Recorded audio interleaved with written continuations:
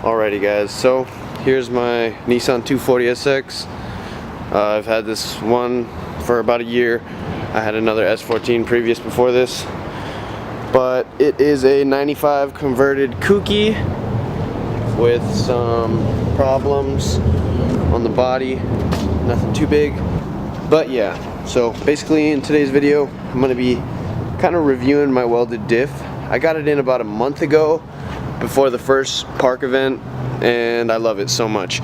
I had a perfectly working VLSD from the stock 240SX's SEs that come with the VLSD, and this car was an automatic version, so I swapped it to manual.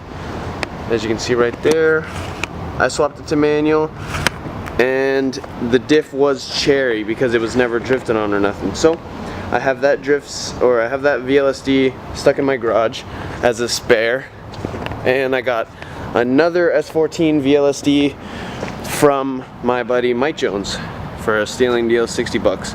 So I got that one welded from my friend, and it works mint. Before I had this car, I had a Zenki S14 base model, no sunroof, no AC, none of that good stuff. So it had an open diff in it, but it was factory 5-speed. So with the factory 5-speed, I traded this car for automatic. This is the SE with the VLSD underneath. But on the last car, the last Zenki I had, it had an open diff, and I ended up upgrading that to a J30 VLSD, and I had that for about a year or so. So I pretty much know the differences in the J30 VLSD to the 240SX stock VLSD and to a welded diff. But I'm not too sure what's the difference between welding a VLSD and plate welding a open diff. Obviously with the open diff you can make a larger amount of weld with the plate, but on the VLSD it's kind of like holes around the diff, and you got to kind of get the spider gears inside there. I'm not too sure. I'm not a welder. My homie did it for a good deal, but I know the function of it. So we're gonna get down to jazz. First things first, I'm gonna say the 240SX VLSD is worse than the J30 one that I had, even though it was mint. But the J30 just felt like it would lock up more, and when I changed the fluid it would last longer to lock up before it would start feeling like open diff again. Both diffs in first gear I basically couldn't do anything, and it was like a waste of a gear because it was just one tire spinning and I couldn't control that at all. But in second gear I noticed that in the bottom of second gear both would lock up prime.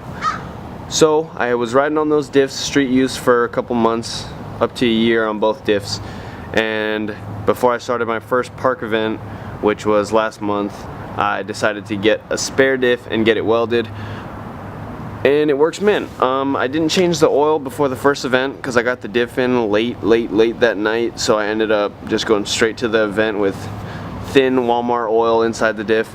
And when I opened up the diff the next day, or actually the next couple days later after that event, there was a bunch of metal shavings, but that seems common with a freshly welded diff. VLSDs are dope, but for track use, they're shit.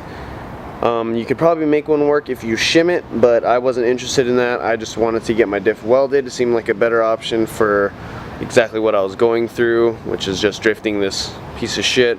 So the only thing that a welded diff will cause harm to you would be tight circles when you're driving or taking a tight left turn. You'll probably hear a little bit of skip. Other than that, it's just fucking pure badassness. Get a welded diff. VLSDs do not work unless you shim them. I've never had to deal with one, but I've read online that shimming is basically just like, I don't know, sounds like you just shim something in the diff and then it makes it lock up better. But welded diff is the way to go. I'm gonna do a fat ass skid just so you guys can see how much power the welded diff has. I don't know if I have that much tire left. I don't, but I'll do it anyways.